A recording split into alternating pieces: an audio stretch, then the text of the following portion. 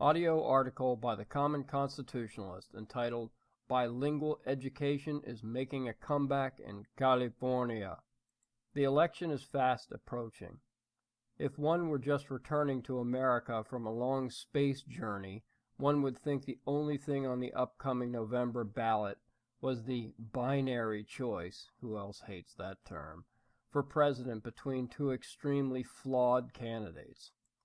The Senate and Congressional races have received relatively scant attention, and still less attention has been made to the many ballot initiatives, no doubt in all 57, hat tip Barack Obama, states.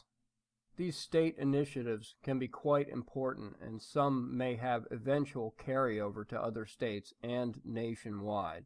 One such proposal in California is Proposition 58, otherwise known as the Learn Initiative. It is being promoted as yet another step towards righting the wrongs growing out of a wave of anti-multicultural sentiment. It is being promoted as yet another step towards righting the wrongs growing out of a wave of anti-multicultural sentiment during the 1990s. You might be thinking, so what? I live on the East Coast. What do I care what those wacky Californians do? Well, like many of the most ludicrous federal proposals, they began at the state level, and progressive California, as ground zero for wackiness, is often the tip of the spear, so to speak. Proposition 58 builds on another bill which was passed in 2014 called the California Education for Global Economy Initiative, which empowers parents to choose a language acquisition program that best suits their child and requires districts with sufficient numbers of English language learners, or ELLs, to launch the multicultural or multilingual programs. Well, isn't that nice? It not only requires districts, which are already dead broke, as is the state of California, to spend more money they don't have on multilingual programs, and allows parents to choose which language the school must teach their children. Sounds like the new craze of identifying oneself, whatever suits them, I guess. There are approximately 1.4 million kids in California classified as these ELLs.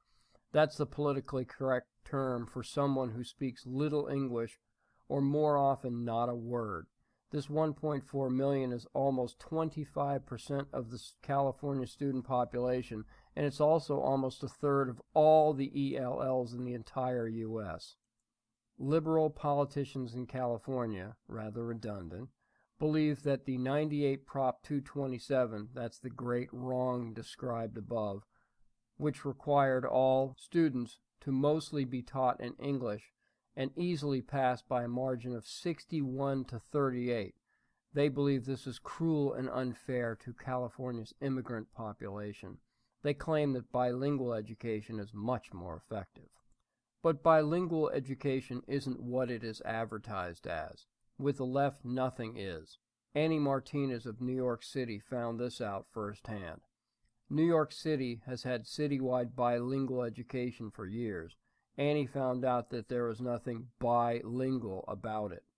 She came to America from Cuba at age 7, not knowing a word of English.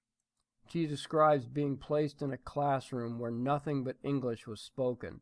She said she had little choice but to sit quietly until the sounds began to make sense. This happened fairly speedily, she adds, as little kids can learn English very fast. At age 27, she took her 5-year-old son to their local school district to enroll him in kindergarten. But what she heard as she passed each classroom door made her uneasy. In every class, the teacher was speaking Spanish. The Martinez family speaks English at home, and only English, and Annie wanted her son's education to continue in English because he's here in the United States, and to get ahead in life, he has to speak English. What a quaint sentiment. She found that every subject taught in the bilingual program was actually only taught in Spanish, reading, writing, and even arithmetic. And this is what the left wishes to bring back to California, which will then spread across the nation. The immigrants and their children who require bilingual education won't get it, and worse, for the most part, don't even want it. If they did, the parents would have already made an effort to learn English on their own.